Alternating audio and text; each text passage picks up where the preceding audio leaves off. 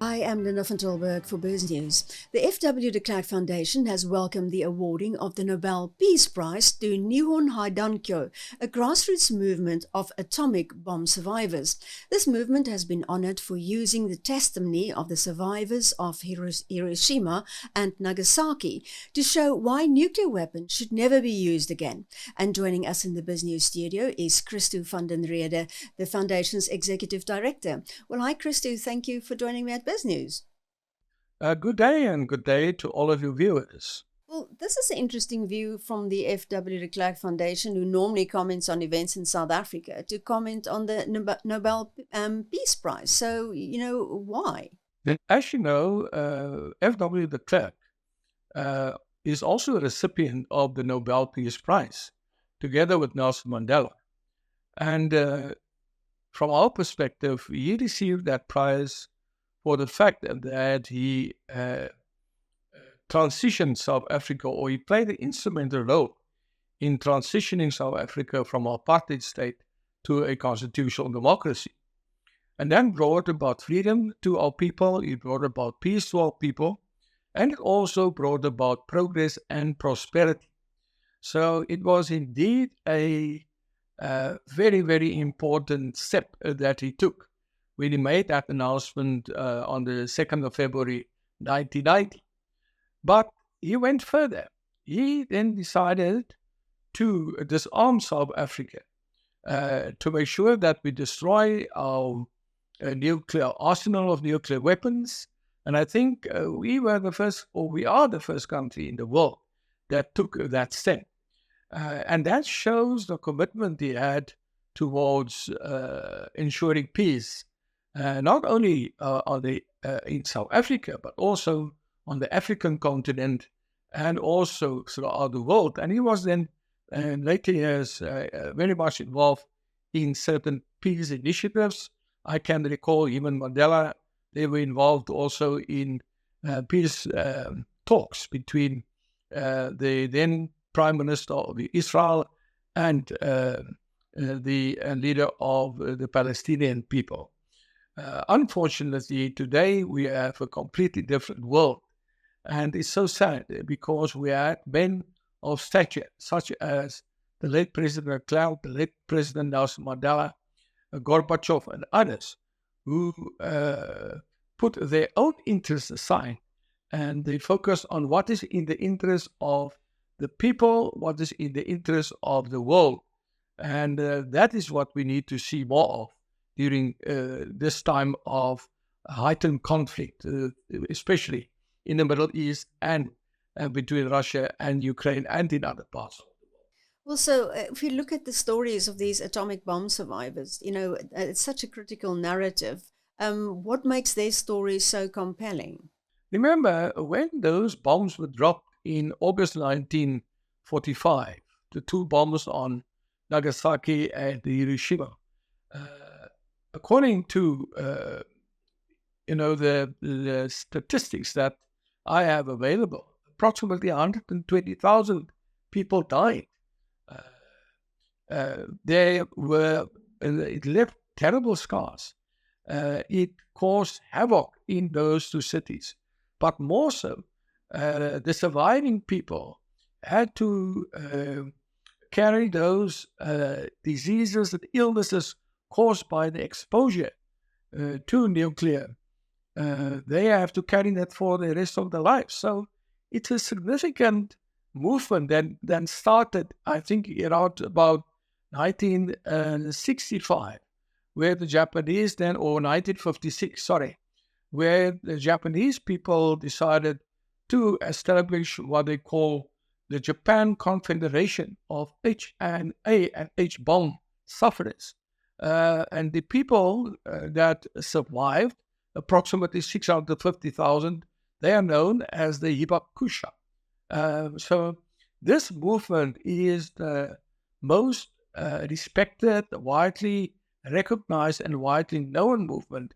And they have two aims. That is to promote and fight for the social and economic rights of the Hibakusha, in other words, the survivors of this terrible, terrible ordeal. But more so, they have a very significant story to tell. And that's why they are the recipients of the Nobel Peace Prize, for the fact that they want to see that that countries that have large stockpiles of weaponry, that they do away with it. That such a terrible ordeal should never happen again, and that we should protect the world against the disaster or the destructive nature and the absolute disastrous nature of nuclear weapons. Because really, let's now think about it. It's not necessary to have it. What are we doing with nuclear weapons? Why do we test nuclear weapons? We're not destroying, or we're not only putting fear into people's hearts, ordinary people at the behest, who are at the behest of narcissistic politicians, egotistical politicians, but we also destroy the environment. If you think what the impact of those bombs are on deep under the sea, in the desert, deep underground, where it's being tested. So there's no logic behind it. Yes, there are certain positives. Nuclear energy, nuclear tools are being used in medicine, as long as it is being used to advance the cause of humankind, as long as it is used to bring nations together to create a better world, there's certainly nothing wrong with it. But as long as it is being used to threaten each other and to, at the end of the day, use it on another country, you can imagine if the 4 or 5 big countries that have stockpiles, the USA, France, Russia, China, Iran, if those countries decide tomorrow we're going to start using our nuclear weapons on each other, then we might as well, switch off the light of Mother Earth, close the curtain, and all at the end of the day, move to another planet, because we will destroy this entire planet just to satisfy our personal political egos. And that's the sad, sad part of this. Well, as you mentioned, with the specter of nuclear conflict looming due to the current geopolitical tensions, so what proactive measures can be taken to steer the world away from such a devastating path, do you think? Remember, I'm very honest when I say, if you look at the current conflicts in the world, then those conflicts are really not necessary. For me, it is really it's beyond my grasp to understand why Russia has decided one morning to enter Ukraine and start a war there. What was the reason for that? Now, yes, there might be geopolitical reasons, but it was not necessary. If you look at other parts of the world where conflicts reign, it can all be traced back to people that are power hungry, people that seek to destroy each other, people who don't care about each other, people that want to promote their narrow-minded ideologies at the expense of others. Why is that necessary? It is really beyond anyone's understanding. The important thing is that we live in a world that is becoming more and more unsafe. It's a world that also is impacted by climate change. It's a world that is impacted by hunger and underdevelopment. We've seen massive migration from certain parts of the world to other parts of the world. If you now, ask yourself, can't one rather use all the energy and all the talent that we invest in the making of nuclear bombs? Can't we spend that money to create a better future? in those countries where conflict reigns, where there's poverty, where there's hunger. That's the kind of world that we all yearn for. And I think it's important that world leaders that yearn for peace shouldn't pussyfoot around the streets. I would like my President Ramaphosa to stand up and say enough is enough, and to be consistent in his message of peace. You cannot hold the Israelis or responsible for what's happening in the Middle East, but at the same time, you say nothing about the atrocities of Putin, for example.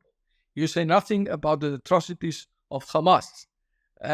All of these entities are out to destroy instead of coming and sitting around the table, like President Mandela had done, like President de Klerk had done, to say, how do we create a better South Africa?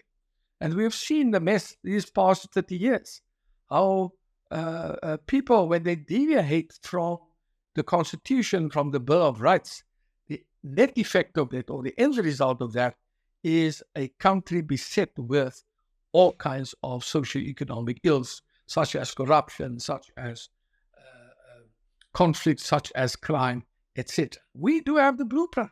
That is the kind of blueprint that we have shared with the rest of the world. And one really yearns for a time when we had world leaders with backbone, world leaders that put the world's interests first, as opposed to their narrow ideological and egotistical aspirations. So we need, first and foremost, we need that non-proliferation treaty to be respected, to be implemented, to be rolled out. We need a disarmament on a very, very large scale. We need to get a commitment from political leaders and from countries that are always at loggerheads with each other to say, let us now work towards peace, towards the improvement of the world, because at the rate that we are going, we're going to have nothing left within the next 100 years. If we have a full-scale nuclear war, it will be even less than 10 years. So it's important that we should have a long-term vision for Mother Earth, for our people, and we need to come together as a collective, as a new world order that puts the interests of all people first. You have some people that dream about a colony on Mars. Why do you want to go to Mars when you have Mother Earth? And if we develop all of our people, we will be able to reduce poverty. We will be able to reduce uncontrolled birth rates.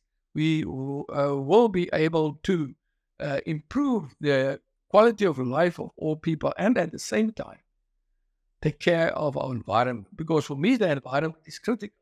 I live along the beach and I see how many seals lie dead on the beach. I see how many sea life lie dead. Penguins, also big whales and stuff like that. And it tells me there's something wrong. I don't want to even mention the way we pollute our river systems, the way we pollute the sky, the way we pollute, the ground with all kinds of oil spills and irresponsible mining, etc. So somehow we need a new leadership that can say enough is enough, draw the line in the sand, and say, but this is the direction that we need to go into, and stop trying to seek favor with people that we all know that do not have or do not really care about anyone else but themselves. So, Christo, you retired from Agri South Africa. Is this what retirement looks like? Are you taking up other issues? Is that what you're doing in your retirement? Indeed. I'm trying to stay away from party politics, and that's why I'm involved with the foundation. We also work very closely with other foundations, the Mbeki Foundation, the Nelson Mandela Foundation, Alan Sussman Foundation, the Albert Lutuli Foundation, the Ahmed Kathrada Foundation, because I believe that the foundations and the Bishop Tutu Foundation, that these foundations have a moral voice, have a moral authority, and we must use the stature that we have to influence policy making, to influence and help shape a better world for all of our people. Because, I don't have to yearn or lean towards the dictates of a party political leader or a cabinet minister, etc. We are completely independent.